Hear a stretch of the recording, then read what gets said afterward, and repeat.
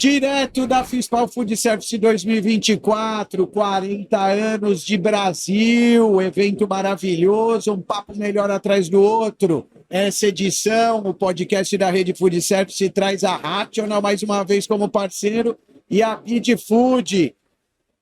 Bom, um assunto que toda hora está na mesa, roda de conversa, está na moda demais, inteligência artificial, estratégia digital. Estamos aqui com uma pessoa que é fera nisso, um dos primeiros caras a trabalhar com esse assunto no país, o Rafael Pereira, que é um dos sócios da BTFL Futurum. Ele vai contar um pouco aqui o que a empresa dele faz e como está esse cenário aí, quando o assunto é inteligência artificial e inteligência digital. Rafa, prazer te encontrar. Poxa, muito obrigado, o prazer é todo meu. A gente é suspeito para falar, porque o Rafael é um dos fundadores, sócios fundadores do portal Rede Food Service, idealizador de toda a parte estrutural do negócio, todo o web design. É um cara que a gente acabou ficando, começou sócio e virou amigo.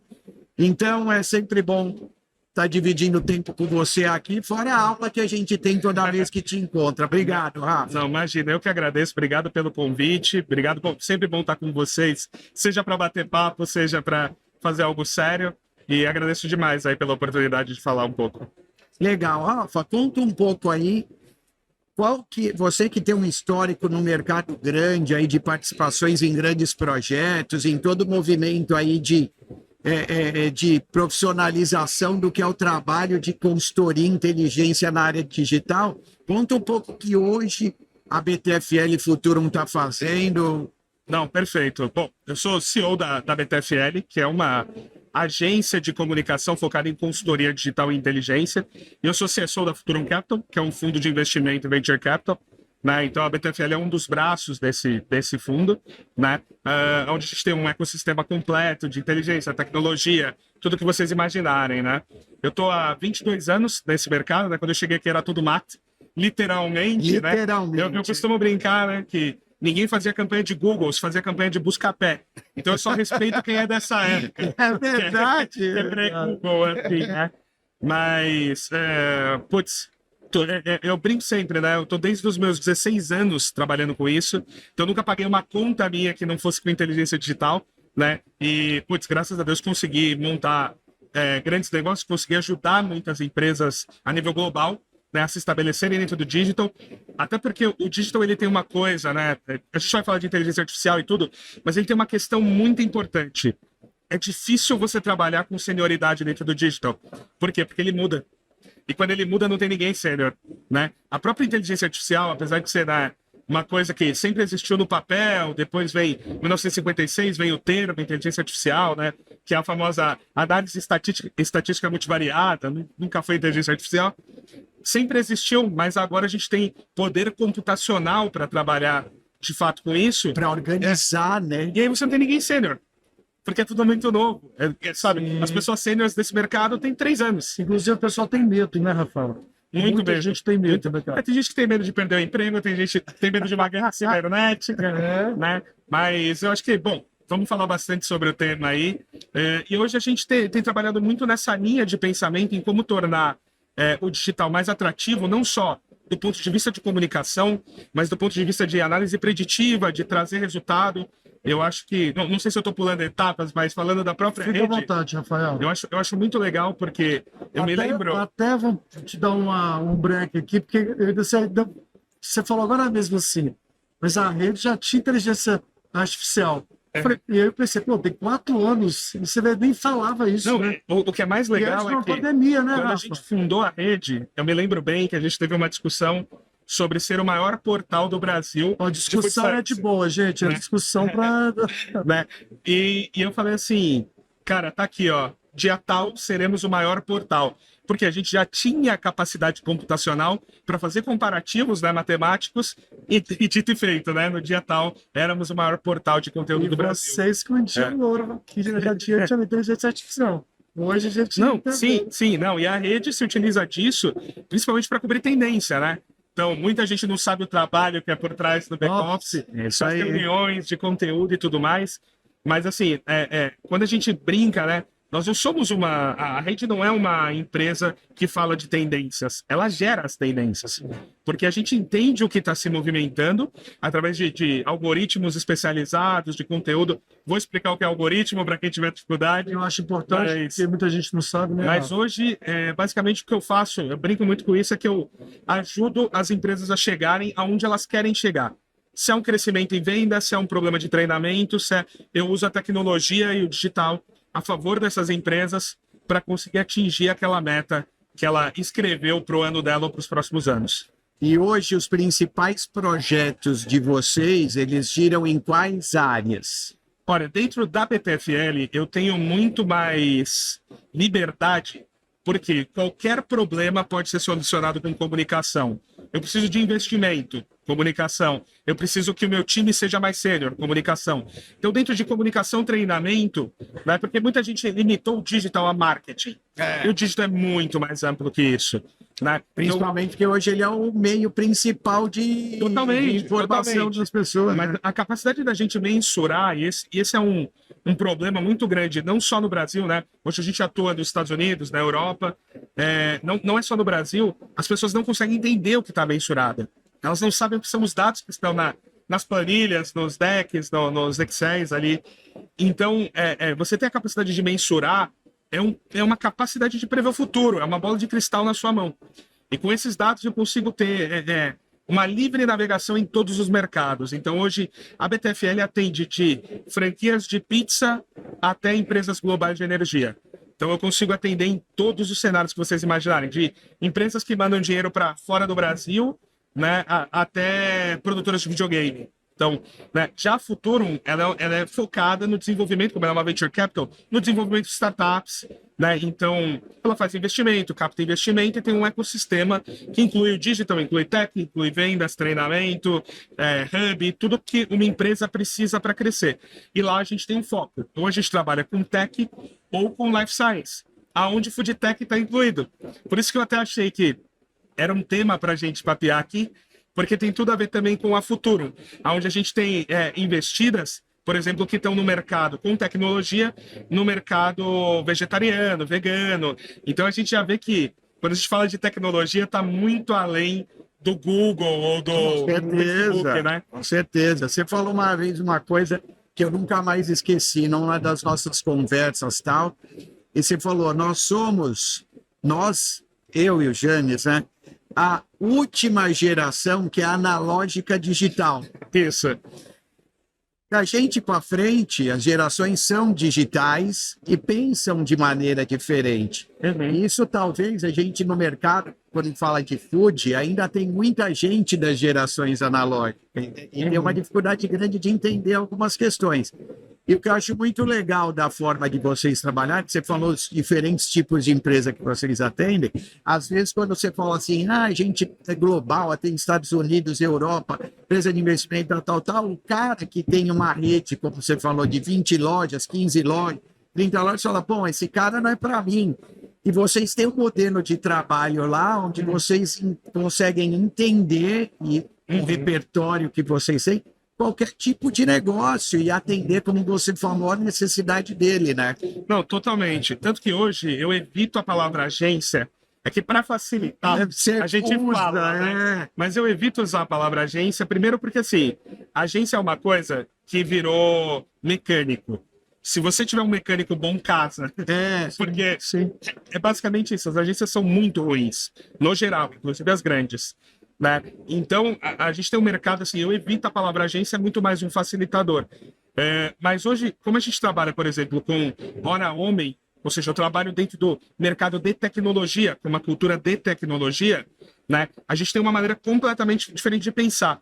E o que isso muda? Se você pegar uma agência tradicional, e mesmo as digitais que são tradicionais ou foram compradas pelas tradicionais, elas são agências que ganham todo o dinheiro delas em cima de um FII, mídia, em cima da mídia. Né? Ou seja, uma porcentagem em cima da mídia. E o que acontece? Quando você tem um valor, que é o principal da sua empresa, em cima de um valor de mídia, o resultado não é sua preocupação. A sua preocupação é ter o maior valor de mídia para receber o melhor possível. Quando você tem um modelo de negócio onde o seu risco é dividido com o cliente, aí o que você espera é o resultado. É isso aí. E aí muda o jogo. Então, hoje, o tamanho não importa. Claro que, evidentemente, se você quer um time grande, precisa de um time global, às vezes outros idiomas. Então, a gente já atendeu a Yamaha em japonês, já entendemos empresas em turco. O idioma chega pra gente, então às vezes você tem que amplificar uma equipe. Alemão, né? eu sei que você Sim, atendeu um alemão muito. Né? Algumas empresas alemãs e suíças, bastante. Sim. Né? Então, não só as diferenças culturais que você precisa para navegar, né? Mas hoje a gente consegue atender em qualquer porte. Isso é interessante porque o digital ele nos dá ferramentas, a tecnologia em si, de inovar até dentro disso. Porque a maioria das empresas dentro do meu mercado estão tentando ser criativas. Eu só estou tentando vender. Esse é o meu negócio. Só estou tentando resolver um problema, seja vender uma ideia, um conceito, um produto, um serviço, para que eu consiga melhorar a empresa daquela pessoa. E aí, quando a gente cresce, todo mundo cresce junto. E tem um negócio legal, desculpa, Neto. Rafa, você fala uma coisa, desde o começo eu acho importante a gente bater, que o digital é segurança. E você é uma expertise em gestão de crise. Sim. Eu queria que você falasse um pouquinho sobre o que é a importância da segurança no digital.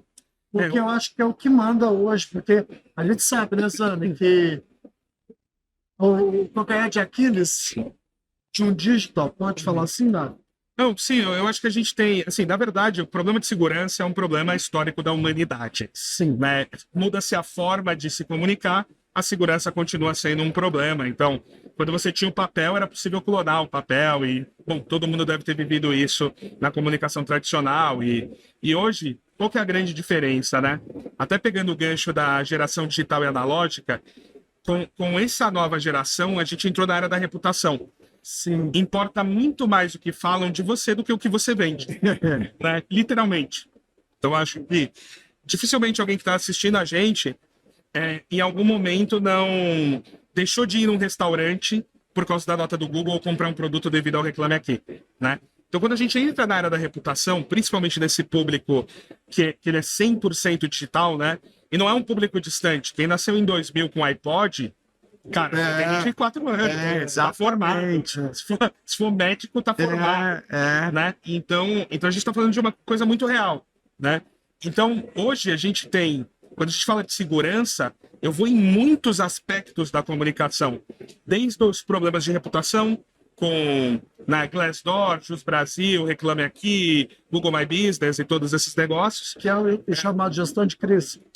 Que sim, normalmente é onde acontece a gestão de crise, né? Mas, por exemplo, a BTFL é a agência de gestão de crise de um dos maiores bancos do Brasil, né? Um dos maiores bancos do nosso hemisfério, na verdade, né?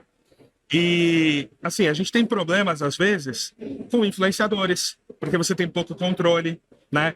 Ou você tem problemas, como aconteceu com a gente, do presidente visitar um lugar indevido pro público dele, no lugar não era indevido, mas pro público dele, e fazer uma relação política. Então, a gente costuma gerir crise na rede social, tivemos, por exemplo, um problema com um cliente nosso, inclusive alemão, onde uma influenciadora que está ligada ao mercado de futebol falou de um time, e aí a torcida do time não gostou. Então a gestão de crise ela é muito ampla. E assim, a gente trabalhou com carne fraca, Lava Jato. A gente costuma brincar, né? A gente é muito bom em fazer aparecer no Google, mas muito melhor em fazer sumir, né, do Google. Mas eu acho que o grande negócio é entender que a segurança vai muito além, né?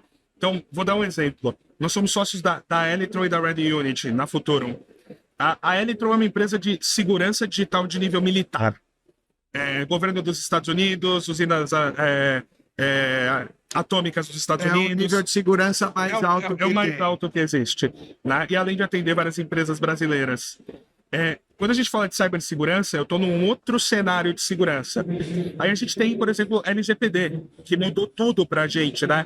A Lei Geral de Proteção de Dados, que começou devido à GPDR, os problemas do Facebook, todo mundo deve ter acompanhado isso, que é eu autorizar o uso do meu dado. Afinal de contas, a gente brinca na internet de graça há muito tempo, achando que é de graça. Mas todo mundo está capturando seu dado e está utilizando ele para vender alguma coisa, né? Então, quando a gente pensa em segurança, A gente está muito além disso, né? A segurança, por exemplo, de conteúdo, para uma criança acessar com segurança um site.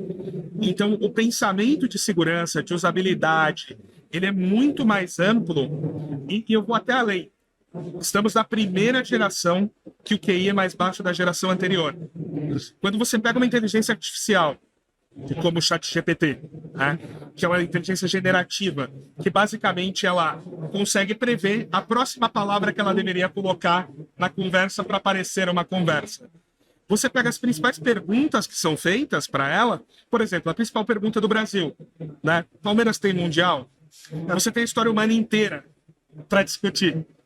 Né? E você pega outras perguntas tão absurdas, como, por exemplo, perguntas sobre política, sobre se roubou ou não roubou, se funciona ou não funciona um medicamento, sabe? É um dado alarmante, 82% das pessoas que vão ao médico pesquisam os sintomas do Google antes, 74% pesquisa depois. Gira médica. Ou seja, a opinião do Google é mais importante. Então, quando a gente fala de segurança, é muito além do que a gente imagina. Porque hoje a gente consegue influenciar e manipular dados, né? Eu brinco sempre, eu trabalho muito, né? A inteligência artificial basicamente é estatística, é probabilidade, basicamente, né? Quando eu falo disso, eu brinco muito porque tudo que é estatística é manipulável. Eu sempre uso esse exemplo que é 100% das pessoas que bebem água morrem. 100%. Então, você, né, Tem sentido. você manipula o dado. Você está usando a informação. Então hoje, a segurança ela é um ponto muito importante. E com produtos em evolução, apesar de eu não acreditar na possibilidade de um Neuralink funcionando, a gente está vendo as coisas sendo guiadas, né? VR, todas essas tecnologias chegando e que em algum momento vão dar certo, realidade aumentada, realidade mista.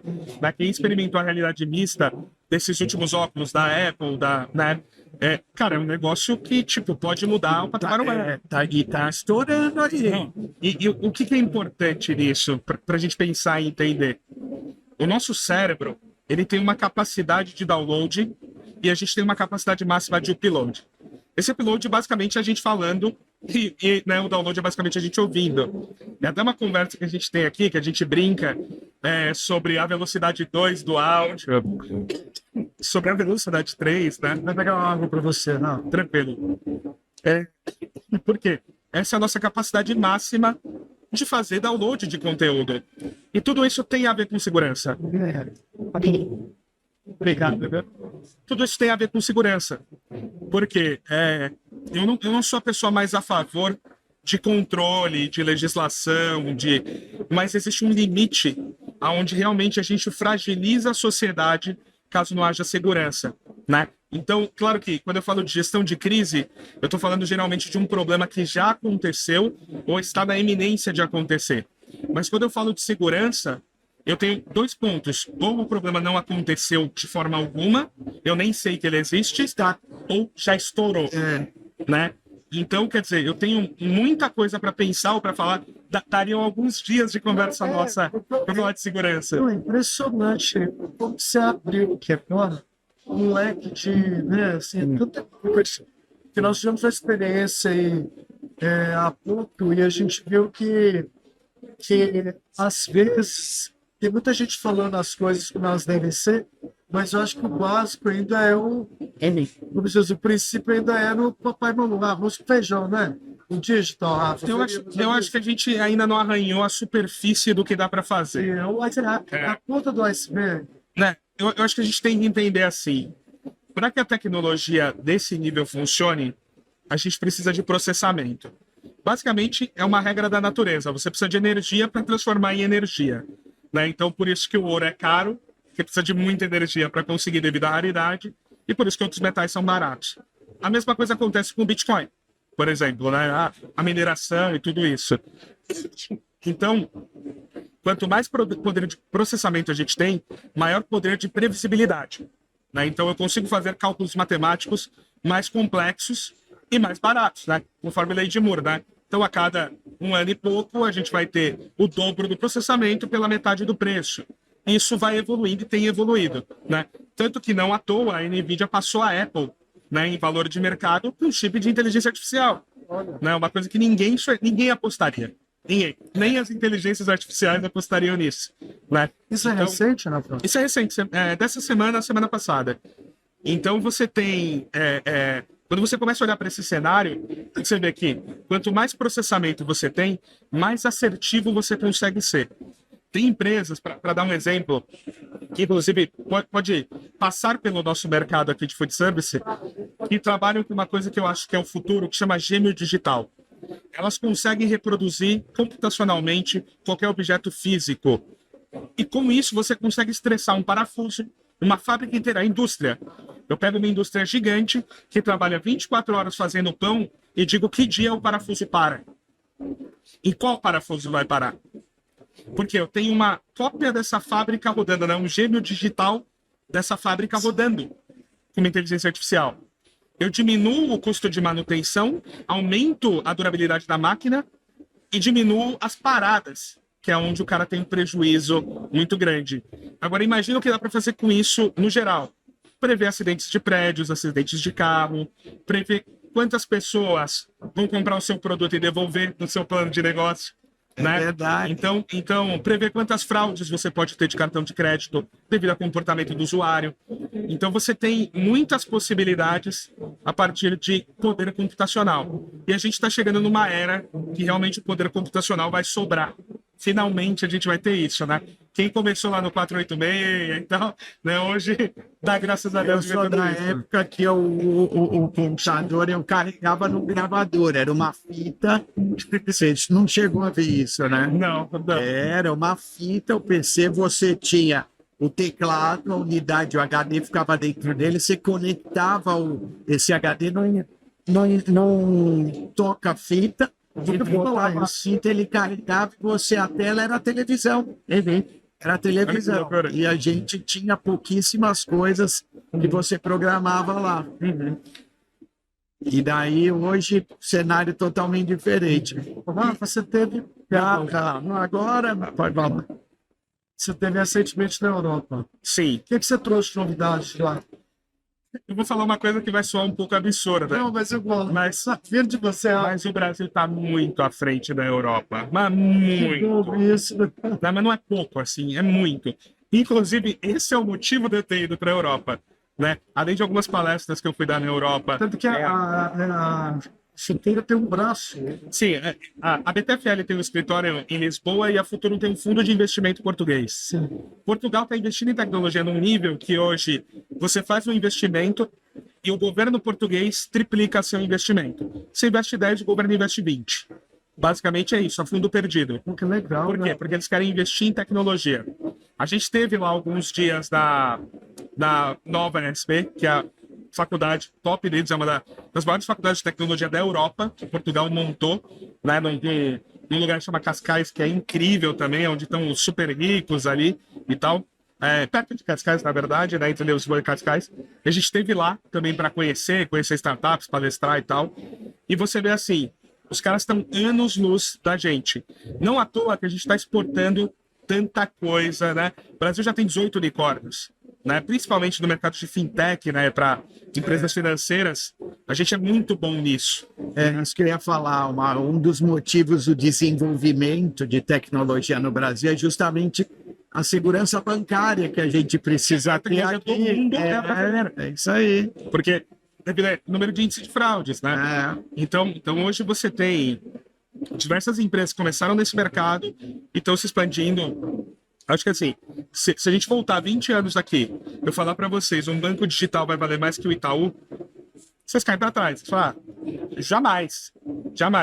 Hoje a gente entende que carregar agências, mais de 100 mil funcionários, enquanto o outro é completamente digital, faz total diferença, né? Então, são coisas que a gente não consegue prever até que a gente tenha a capacidade real, né, energética, de prover aquilo. Eu acho que é isso que a gente está chegando hoje. A Europa, assim como o Brasil, ainda tem um problema muito grande de formação, né?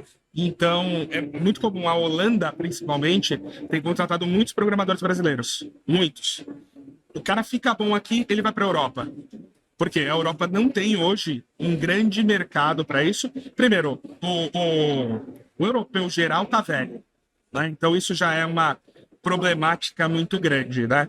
Então, segundo, demorou para se investir em tecnologia. Enquanto Estados Unidos, China, Coreia, Japão, Israel estavam investindo muito nesse mercado, a Europa ainda estava muito devagar, ainda pensando muito filosoficamente. Mas eles acordaram. Eles acordaram. E eu acho que agora estão correndo atrás. Eles viram que perderam competitividade em várias áreas que são estratégicas em decorrência disso, né? Não, totalmente, totalmente. Tanto que você vai nos restaurantes da Europa, eu passei por alguns países, raramente você vai ver um QR Code na mesa. O cara vai te dar o menu tradicional ali, né? E assim, o digital ele tem uma problemática para avançar, por exemplo, com reputação.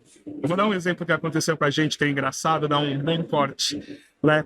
A gente estava em Portugal, em um dos principais restaurantes de bacalhau deles lá, e a gente foi... O meu sócio foi pedir um vinho. Com muito azeite, né? Nossa Senhora. Nata no azeite, né? Eu fiquei 9 dias em Portugal, comi bacalhau 9 vezes. Mas é bom demais. Um negócio, né? E a gente estava num dos principais restaurantes lá de Lisboa, de bacalhau, que indicaram pra gente e tudo mais. E aí ele pegou e falou assim pro garçom: qual vinho você me indica para combinar com esse bacalhau? Ele respondeu: qualquer um, tem 1.500 vinhos aí, você que escolhe.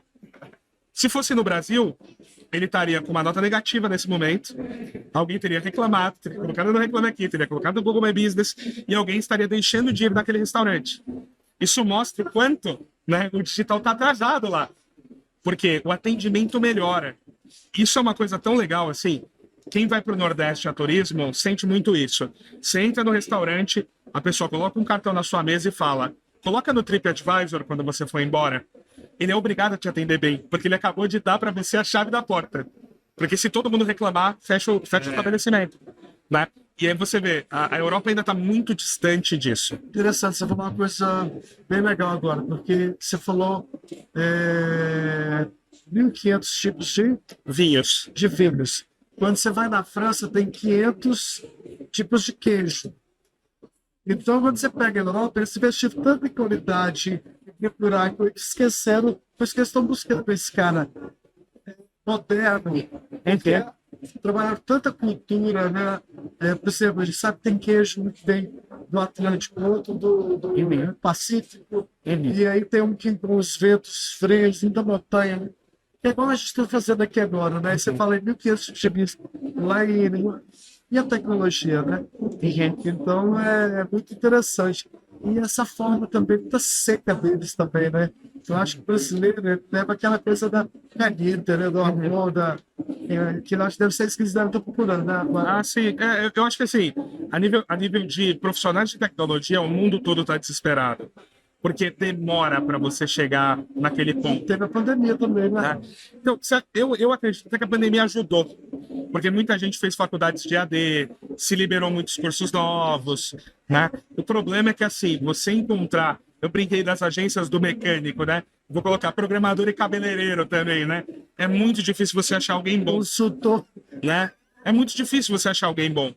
Então, na programação, você vai ter a cada 1.000, 2.000, 3.000 formados, um que vai ser realmente competente, se não mais, que vai ser realmente competente para solucionar problemas reais. O resto só consegue replicar com alguém, né? Isso é difícil. Isso é difícil. Por quê? Porque isso demora muito tempo para se formar, se evolui muito rápido a tecnologia. Então você aprende algo hoje, amanhã já não serve de nada, né? É muito vivo a estrutura toda, né? Até para pegar o exemplo do queijo, né? Eu acredito muito que para os próximos anos, com a inteligência artificial, a gente vai ter um trabalho de ultra-personalização. Então você vai ter o seu queijo, o sabor do Janes, da maneira que você gosta. Porque você vai ter a capacidade, através, né, de inteligência artificial, de achar formas de produzir isso mais fácil. Pequenos produtores e tudo mais, que hoje não conseguem crescer devido às grandes indústrias, mas que a digitalização ele chega em você. E você prefere pagar mais do queijo por mais ou menos sal. E ele vai fazer do seu jeito. Imagina o potencial disso, né? E quando eu falo isso, eu estou falando para vocês assim, um cenário não tão hipotético, tá? Um cenário realista. Estamos aqui conversando, todos nós estamos com o celular ligado nesse momento. Eu estou com dor nas costas, né? Meu celular sabe que eu estou com dor nas costas a partir desse momento. E ele tem capacidade de processamento, ou pelo menos a rede teria do Google, por exemplo, de processar que eu estou com dor nas costas. O que ele faz? Ele vai ver que no meu aparelho tem o Doutor Consulta ou o aplicativo do Einstein. Ele vai ver qual foi a última vez que eu passei num ortopedista. Ele vai pegar o meu raio-x e vai comparar com todos os raios-x do mundo, do planeta. Ele sabe o que eu tenho. Ele sabe o que eu tenho das costas. E ele vai verificar no meu cartão, junto ao meu banco, quando eu troquei meu colchão. Ele vai falar, opa, esse colchão aqui precisa ser trocado. Aí ele vai ligar para o meu gerente do banco e vai falar, cara, eu preciso de crédito no cartão dele. Ele consegue passar em 12 vezes esse... E quando eu chegar na minha casa, meu colchão está na porta, porque eu simplesmente falei para vocês que eu estou com dor nas costas. Isso dá para fazer hoje. Isso é possível fazer hoje. Você não faz. A tecnologia já permite, os dados também, né? Exatamente. A gente já tem velocidade de processamento para isso. Então, quer dizer, a gente está num mundo que, se a gente utilizasse 100% desse potencial... Só que, claro, estou falando de muitas coisas. Processamento É lógico. gera calor, calor precisa resfriar precisa de energia elétrica. E a gente, né? O Brasil ainda tem uma energia muito limpa, mas a Europa, por exemplo... Você não consegue fazer aqueles data centers, porque você vai ter que queimar alguma coisa para gerar energia. Você fala da velocidade, ou seja, Não necessariamente, né? Velocidade de processamento ela está muito mais ligada à capacidade de fazer cálculos matemáticos que são necessários para chegar em resposta, né? Então, quando você pensa num algoritmo, que a gente fala tanto, né? Algoritmo, basicamente, é uma sequência de ações previstas para chegar num resultado esperado. Então, se eu falar para você... 2 mais 2 é 4, é um algoritmo, onde eu tenho 2 somado a 2, que dá 4. Isso é um algoritmo. Então, qualquer coisa que você for fazer, é possível construir uma ideia de algoritmo. O algoritmo ele não tem uma relação com o digital ou com a tecnologia. Ele é uma sequência de ações, basicamente. quando você faz aquelas pesquisas, por exemplo, a gente quer atingir certo público, aí você vai e consegue encontrar por região. Qual que é o nome desse trabalho? Então, bom, tem uma variedade de tecnologias para fazer isso. A gente trabalha muito com uma tecnologia chamada Scrapping, que basicamente são robôs que replicam o comportamento humano. Isso Então, funciona, né, Rafael? funciona demais. Mas eu vou colocar um adendo importante. O que acontece com esses robôs? Você consegue fazer tudo que um ser humano conseguir fazer num site. Então, por exemplo, você entra na Amazon, digita azeite, vê o preço dos azeites e escolhe um azeite. Você poderia pegar esse preço e colocar num Excel. E colocar o nome da marca, e colocar o link do produto. Fazer uma pesquisa. Poderia fazer isso. O que o nosso robô faz? Ele faz isso automático. Ele entra lá e vai clicando um por um, pegando os dados e alimentando uma planilha. E depois ele analisa para mim. Ele fala, olha, dentro do azeite extra virgem de 1 litro nacional, que é fabricado no sul, você tem esses daqui. E ele já pode ir no Google e ver a nota, e no Reclame Aqui e entender se responde pergunta, e nos mercados e verificar se tem estoque. Então eu consigo fazer esse tipo de pesquisa para entender produto, para entender público. Por exemplo, reclamações para um hotel. Eu consigo pegar todas que existirem, TripAdvisor, Booking, Google My Business. Onde tiver, eu consigo ir lá com esse robô, navegar por lá. Mas aí entra um ponto interessante. O mais importante da gente entender é que o que a gente chama de inteligência artificial, como até comecei aqui, na verdade é estatística. A análise estatística multivariada, um nome adequado, né, da inteligência artificial. Por quê? Ela não é nem inteligente nem artificial. Tem sabe, você pega qualquer, sei lá, ChatGPT, 6 mil programadores trabalhando agora para que ele não responda para você que o presidente é ladrão. Estou trabalhando agora nisso. Porque se você perguntar, ele vai responder o que ele pegar de informação. Ele não tem nada de inteligente. Lembrando, você não está falando do presidente. Não, não estou falando de nenhum presidente. Estou falando assim, porque é uma das perguntas que são feitas, né? Então você pergunta lá, se o presidente é ladrão, tem uma equipe respondendo isso, humanamente. Humanamente, não é um robô. Então ela não é inteligente, e ela não é artificial, porque eu estou produzindo isso o tempo todo com o quê? Com inteligência humana. Né? Inteligência é uma característica de seres vivos. Sim. Então ela não está viva, ela não tem como. Então ela não pode ser criativa. E aí é que muda quando você está fazendo uma pesquisa. Vou dar um exemplo. A gente fez uma pesquisa para um grande player no cenário de commodity para queijo, presunto, frios. não adianta eu pegar só a opinião do público, porque hoje quem faz você comprar os frios, no geral, é o fatiador. Eu preciso pegar a opinião do fatiador. E aí não tem jeito.